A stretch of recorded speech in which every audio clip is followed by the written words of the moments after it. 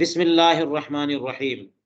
الاشباہ والنظائر حصۃ القواعد کی نوع ثانی اور نوع ثانی کا 11واں قاعدہ القاعدۃ الحادیہ عشرہ۔ 11واں قاعدہ کیا ہے؟ فرماتے ہیں السؤال معاد فی الجواب۔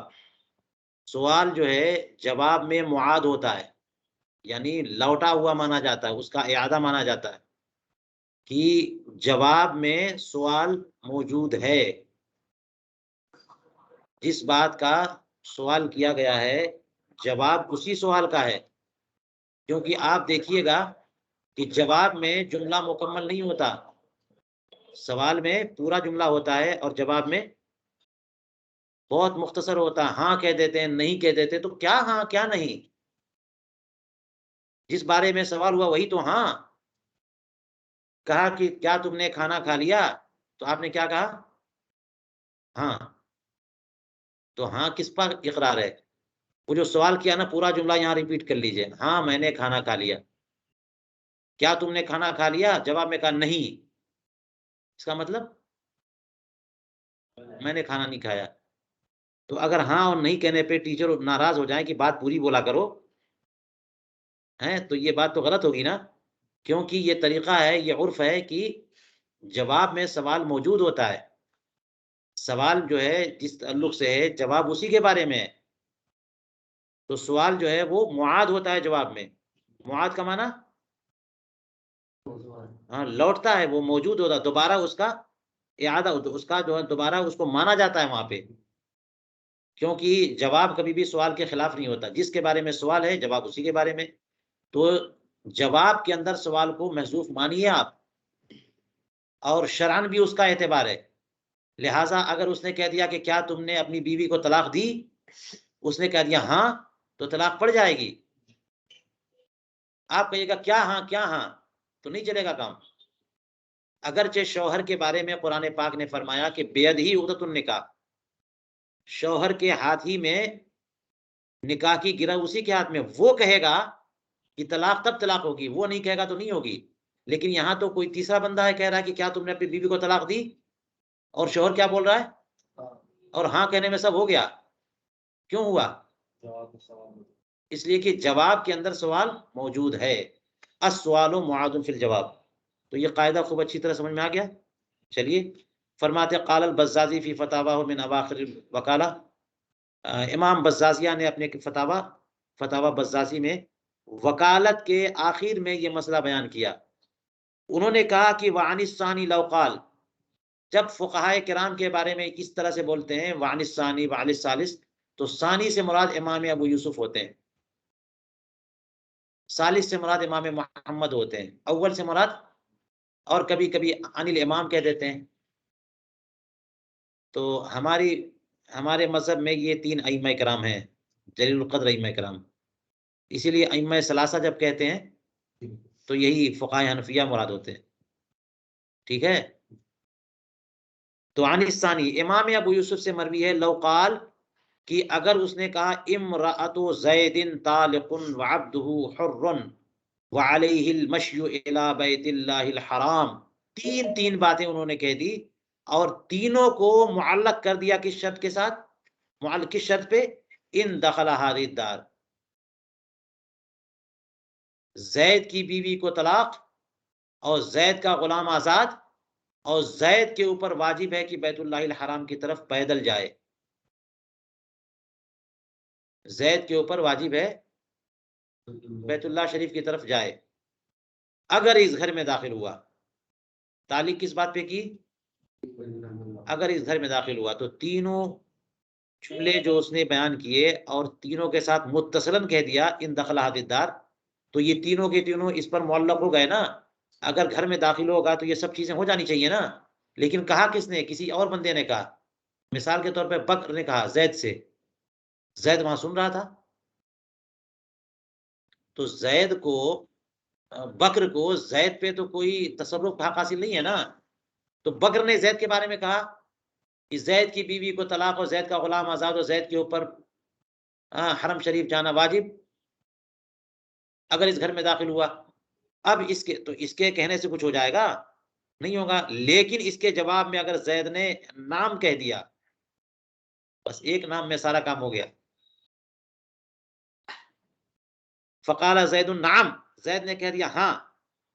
کان زید حالفا بکلہ، زید حالف بن جائے گا تینوں تصرفات کا، تینوں تعلیقات کا، تینوں طرح کی یمین اس کے ذمہ آ گئی. اس لیے وہ گھر میں داخل ہوگا تو اس کی بیوی کو طلاق بھی ہوگی، اس کا غلام آزاد بھی ہوگا، اور یہ نظر شرعی بھی ہو جائے گی. اسے حج بیت اللہ شریف کی طرف جانا ہوگا. کیوں وہ ان سب کا حالف ہوگا؟ لأن الجواب يتضمن اعادة ما في السؤال، اس لیے کہ جواب سوال میں جو کچھ موجود ہے اس کے اعادے کا متضمن ہے، اپنے ضمن میں اعادہ رکھتا ہے. وہ جواب اپنے اندر سوال کا جملہ رکھتا ہے. اور اگر نام کہنے کے بجائے اس زید نے اجزتو ذالک کا کہا ہوتا تو کچھ فرق نہیں پڑے گا. یہ اصل میں جواب تو ہونا چاہیے، بات تو جواب کی ہے نا. اجزتو ذالک، میں نے اس کی اجازت دی، میں نے اس کی اجازت دی، یہ پورا تصرف الگ سے ہو گیا. تو اب اس کا پورا جملہ دیکھا جائے، اس کے جملے میں تو طلاق اور حریت کی بات ہی نہیں ہے. کیا ولو قال اجزت ذالک ولم یقل نعم، اگر زید نے اجزت ذالک کہا اور نعم نہ کہا، فهو لم يحلف على شيء، تو کچھ بھی حلف نہیں کیا اس نے. نام کہہ دینے سے ساری سب کچھ ہے جو ہے نا بطور حلف اس کے ذمہ آ گیا. لیکن اگر اجزت ذالک کہے گا تو کچھ نہیں آئے. وجہ کیا ہے؟ وجہ یہ ہے کہ یہ قاعدہ جواب کے بارے میں ہے نا، دیگر تصرفات کے بارے میں نہیں ہے. دیگر تصرفات میں تو دیکھا جائے گا آپ کے الفاظ کیا تھے.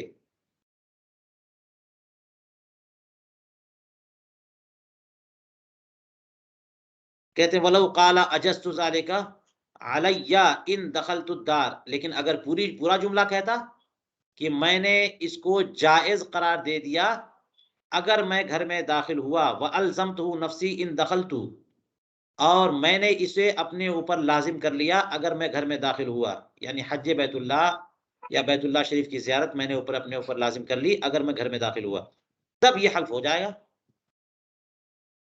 لازمہ تو یہ لازم ہو گیا. وَإِن دَخَلَ قَبْلَ الْإِجَازَةِ لَا يَقَعُ شَيْءٌ إِلَى آخِرِهِ، اور اگر وہ گھر میں داخل ہوا اجازت سے پہلے، یعنی اس نے کہہ دیا تھا کہ اگر تم گھر میں داخل ہوگے تو تمہاری بیوی کو طلاق اور تمہارا غلام آزاد اور تمہارے اوپر بیت اللہ کی نظر، بیت اللہ جانے کی منت مانی تم نے، جانا تم پر واجب، یہ سب کچھ کہا. اگر گھر میں داخل ہوئے، کہا تھا دوسرے بندے نے، یہ بندہ جس کے بارے میں کہا یہ گھر میں داخل ہوا، کچھ فرق نہیں پڑے گا. اور گھر میں داخل ہونے کے بعد، باہر نکلنے کے بعد اب کہتا ہے کہ میں نے یہ جائز کیا، اگر گھر میں داخل ہوا تو کچھ نہیں ہوگا. کہتے ہیں وَإِن، چلیے اس کتاب سے دیکھتے ہیں.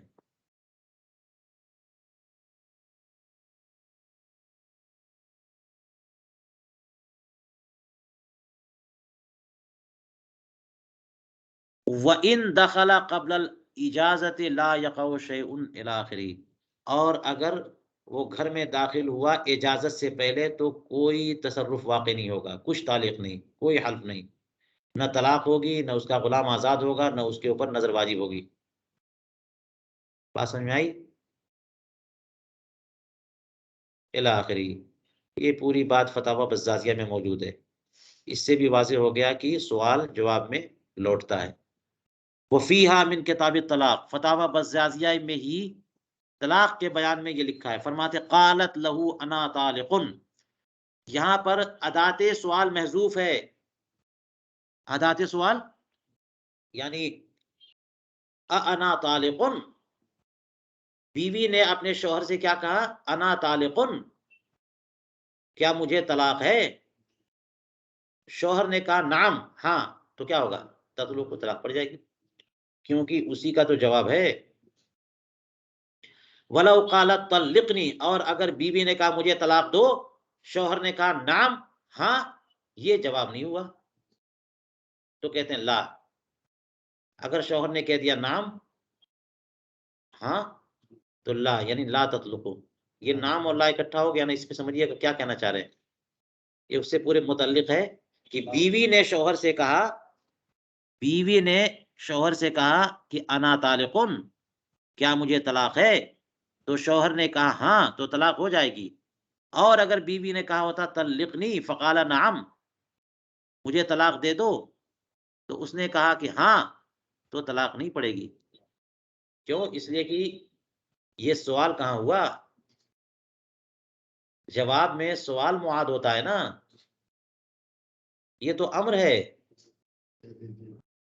امر تو امتثال امر کا تقاضا کرتا ہے نا، امر میں کہاں جواب ہے، امر میں کہاں سوال ہے؟ یہ فرماتے ہیں کہ سوال جواب میں معاد ہوتا ہے، اور امر کے بارے میں پتا ہے کہ امر تو مستقبل کے لیے ہوتا ہے نا، مجھے طلاق دے دو۔ اگر اس نے کہہ دیا کہ ہاں، اس کا مطلب وہ دونوں میں معاہدہ ہو رہا ہے، تو یہ وعدہ کر رہا ہے کہ مجھے طلاق دے دو، اس نے کہا ہاں، اس کا مطلب ٹھیک ہے، دے دوں گا میں، تو وعدہ طلاق سے طلاق ہوتی ہے۔ اس نے کہا مجھے طلاق دے دو، اس نے کہا ٹھیک ہے، طلاق ہو جائے گی۔ اس نے کہا مجھے طلاق دے دو، اس نے کہا ہاں، اولا تو ہاں جواب ہی نہیں بنتا مجھے طلاق دے دو گا، ہے نا؟ جواب یہ بنے گا نہیں، ہرگز نہیں دوں گا، یا پھر ٹھیک ہے دے دوں گا۔ دونوں صورتوں میں کیا ہے، یہ تو مستقبل کے بارے میں ہے، اور کوئی تصرف جو ہے نا مستقبل کے صیغے سے کوئی ایجاب نہیں ہے، کوئی قبول نہیں ہے، کوئی تصرف نہیں ہے، وہ تو وعدہ ہے۔ اس لیے اگر اس نے کہا مجھے طلاق دے دو، اس نے کہا ٹھیک ہے، طلاق نہیں ہوگی، اس نے کہا ہاں، تب بھی طلاق نہیں ہوگی۔ وَإِن نَوَا، اگرچہ اس نے طلاق دینے کی نیت سے ہی کہا ہو، نیت تو تب کارگر ہوگی جب احتمال ہو، جملہ ہی کچھ بولا اور نیت کچھ اور کرے، جناب طلاق سے نکاح کی نیت کر لے، نکاح سے طلاق کی نیت کر لے، تو تھوڑی کام چلتا ہے، اس میں احتمال تو ہونا چاہیے۔ فرماتے قیل لہو الست، نہیں، قیل لہو الست طلقت امرأتک، شوہر سے کہا گیا، یہ الگ جملہ ہو گیا، کیا تم نے اپنی بیوی کو طلاق نہیں دی؟ قال بلا، ہاں ہاں، کیوں نہیں دی؟ تو کہتے کہ طلقت، طلاق ہو گئی۔ لأنه جواب الاستفهام بالاثبات، اس لیے کہ اس بات کے متعلق سوال کا جواب ہے، یہ سوال کس بات کا ہے؟ اس بات کا ہے نا۔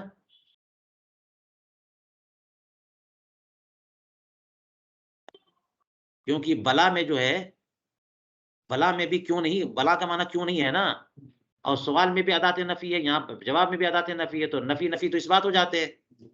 اس لیے گویا اس نے جب یہ پوچھا کہ کیا تم نے اپنی بیوی کو طلاق نہیں دی، یعنی کہنا چاہ رہا طلاق دی ہے نا، تو اس کا معنی کہا کہ کیوں نہیں، یعنی ہاں بالکل،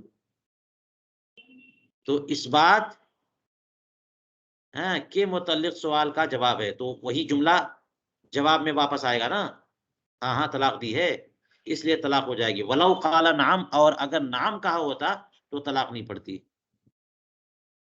کیونکہ اس سوال یہ تھا کہ کیا تم نے اپنی بیوی کو طلاق نہیں دی، اس نے کہا ہاں، یعنی میں طلاق نہیں دی، ہے نا۔ تو جس چیز کا سوال ہوتا ہے اسی کا جواب ہوتا ہے۔ فرماتے ہیں اور سوال چونکہ نہیں کا ہے کہ کیا نہیں دی، تو جب ہاں کہے گا تو اس کا کیا مطلب ہوگا؟ ہاں، نہیں کا سوال تھا نا، کیا نہیں دی، تو کہے گا ہاں، کہے گا تو نہیں، ہاں نہیں دی۔ ولو قال نعم لا، اور اگر نعم کہتا تو طلاق نہیں پڑتی، لأنه جواب الاستفهام بالنفی، کیونکہ یہ جواب جو ہے استفہام بالنفی کا جواب ہے، یہ استفہام بالنفی کا جواب ہے۔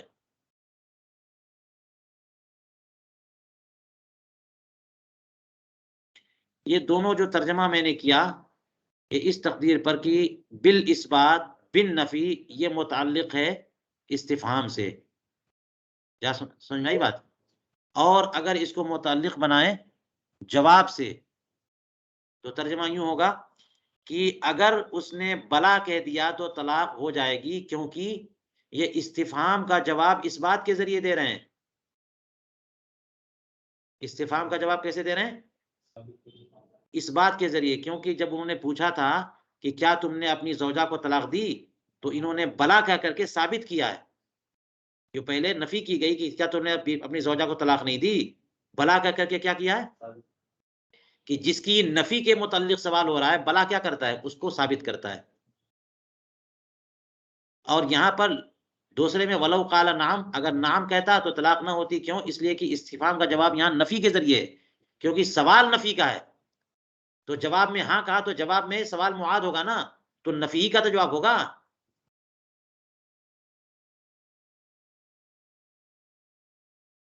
کانو قال نعم ما طلقت، گویا کہ بلا کو یہاں پر اس اگر نعم کہا تو اس کو یوں لیں گے کانو قال نعم ما طلقت، ہاں میں نے طلاق نہیں دی.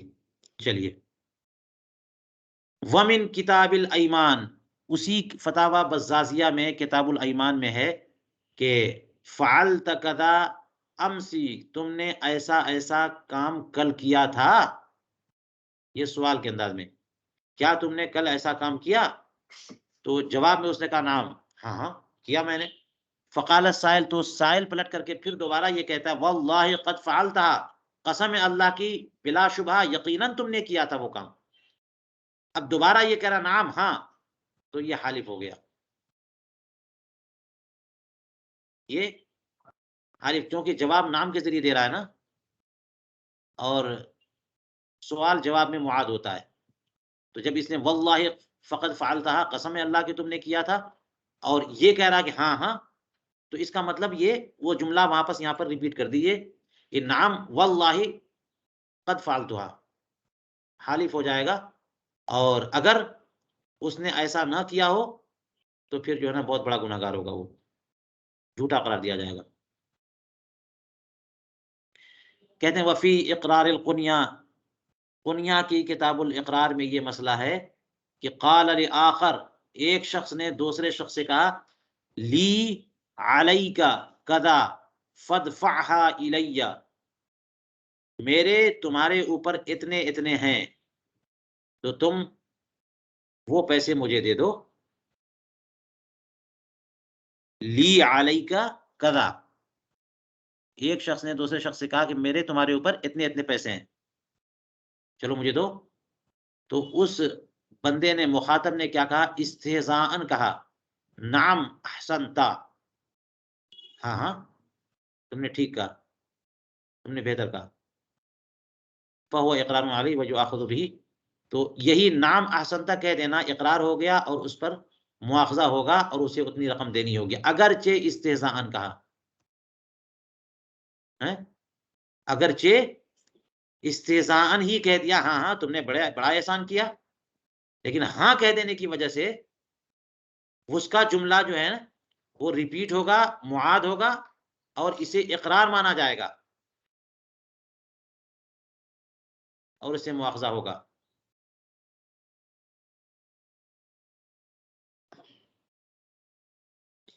یہ تھوڑا سا جملہ جو ہے نا قنیہ کا مختلف نظر آ رہا ہے، کیونکہ اس سے پہلے کہہ چکے ہیں کہ فدفعها الیہ جو ہے یہ امر ہے، اور امر میں کے جواب میں نام کہہ دینے سے اقرار نہیں ہے.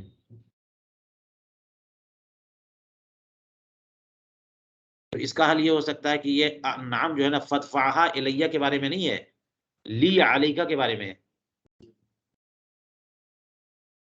ہے نا. لی علیکہ قضا، میرے تمہارے اوپر اتنے ہیں، میرے تمہارے اوپر اتنے ہیں. تو اس نے کہا نام، اس کا معنی کیا ہو گیا؟ ہاں ہے، اقرار ہو گیا. کہتے ہیں وقت ذکرنا الفرق بین نعم و بلا، امام ابن نجیم فرماتے ہیں کہ ہم نے بلا اور نام کے درمیان فرق ذکر کر دیا ہے. وما فرع علی ذلک فی شرح المنار، اور اس کی تفریعات بھی کہاں پر؟ منار کی شرح، منار کی شرح جو انہوں نے لکھی ہے اس میں کہہ رہے ہیں کہ ہم نے بیان کر دیا. کہاں پہ؟ من فصل الادلۃ الفاسدہ، ادلہ فاسدہ کے بیان میں.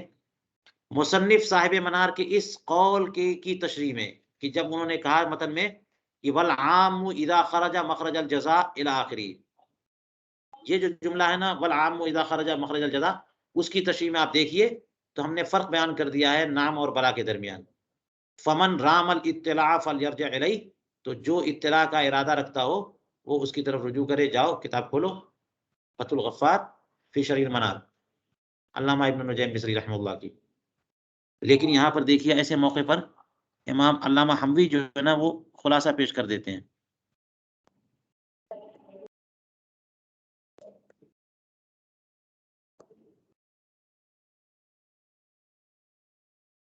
ہاں یہ دیکھیے قد ذکرنا.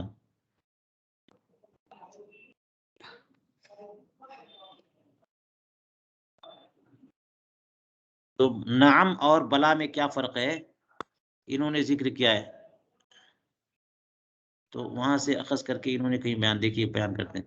نص عبارت ہی فی الشرح، شرح منار میں علامہ ابن نجیم کی جو عبارت ہے وہ کچھ یوں ہے کہ ان موجب نعم تصدیق ما قبلها من کلام منفی او مثبت.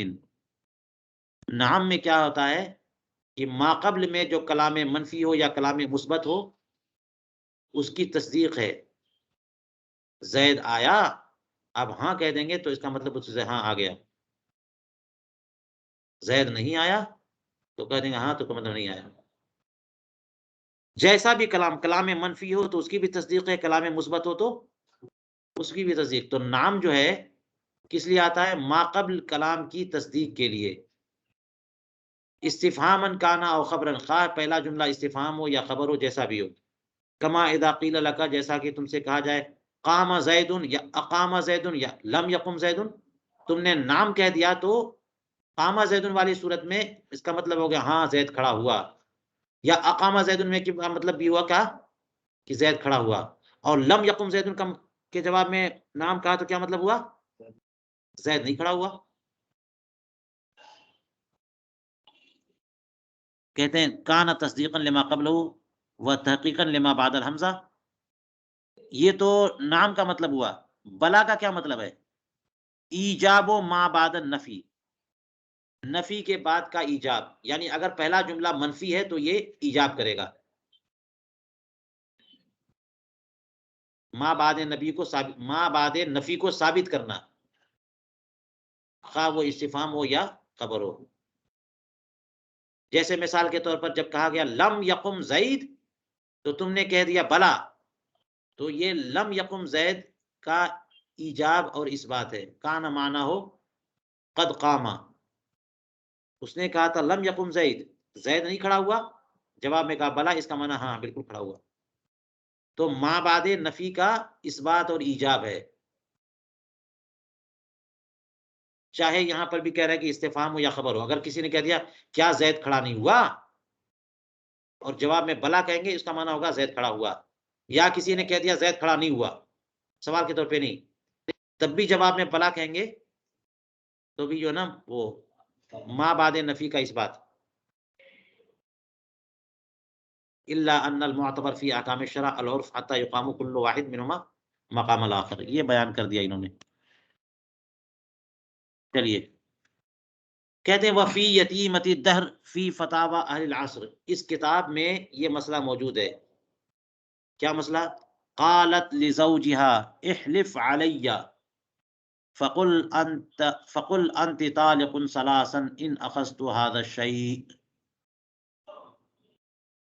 بیوی نے اپنے شوہر سے کہا کہ تم حلف لو، چلو قسم کھاؤ، میرے اوپر قسم کھاؤ، اور قسم یوں کھاؤ، مجھ سے کہتے ہوئے تم یوں قسم کھاؤ کہ انت طالق ثلاثا ان اخذت هذا الشيء، کہ اگر میں نے یہ چیز لی تو مجھے 3 طلاق، تمہیں 3 طلاق. مجھ سے کہو، تم اپنے بارے میں کہو، مجھ سے کہو کہ اگر میں نے یہ چیز لی تو تمہیں 3 طلاق. عورت کو الرجی ہو گئی کسی چیز سے کہ ہمارے گھر میں جو ہے وہ بلی نہیں آنی چاہیے، کتا نہیں آنا چاہیے، اور شوہر سے اس نے کھلے کہہ دیا کہ اگر میں نے یہ لیا تو، چلو بولو، اگر میں نے یہ لیا تو تجھے 3 طلاق. فقال الزوج، شوہر نے، اب یہ تو آپ نے پڑھ لیا نا کہ سوال جواب میں معاد ہوتا ہے، لیکن یہاں پر جواب کے طور پہ نہیں کہا اس نے. دیکھیے شوہر نے کہا انت طالق ثلاثا ولم یزید، انت طالق ثلاثا کہہ دیا اور اس پر کچھ اضافہ نہیں کیا، نہ نام کہا نہ لا کہا، کچھ بھی نہیں کہا، صرف انت طالق ثلاثا کہا. تو اب سوال یہاں پر ہے کہ یہ کیا جواب ہے؟ کیا سوال ہاں کو متضمن ہے یہ؟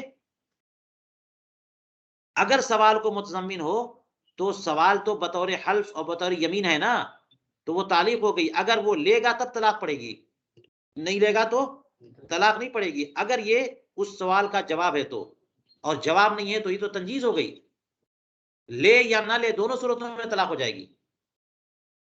فرماتے حل یتضمن الجواب، حل یتضمن الجواب اعادۃ ما فی السؤال، جواب سوال کے اعادے کو متضمن ہے یا نہیں ہے. کیا جواب سوال کے اعادے کو متضمن ہے تاکہ وہ تعلیق بن جائے، یا پھر متضمن نہیں ہے تاکہ وہ تنجیز ہو جائے. تعلیق ہوگی تو اس کا مطلب یہ ہوگا کہ جب وہ فلاں چیز لے گا تو طلاق پڑے گی، نہیں لے گا تو طلاق نہیں پڑے گی. تنجیز کی صورت میں یہ کہ چاہے لے یا نہ لے طلاق پڑ جائے گی. یہ ایقاع طلاق ہو گئی، تنجیز طلاق ہے. یہ سوال تھا. اس کے جواب میں فرمایا، کہتے ہیں فقال بل یکون تنجیزا، بلکہ تنجیز ہوگی، یہ تعلیق نہیں ہے. کیونکہ اس نے سوال کے جواب میں کچھ کہا ہی کہاں. اس نے جو کچھ کہا وہ تو سوال کا جواب نہیں ہے، وہ تو اپنے تصرفات، اپنے اختیار کو استعمال کرنا ہوا. اس نے کہا انت طالق ثلاثا، یہ تو تنجیز ہے، طلاق مغلظہ پڑ جائے گی. انتہا. چلیے اسی پہ ہم درس ختم کرتے ہیں.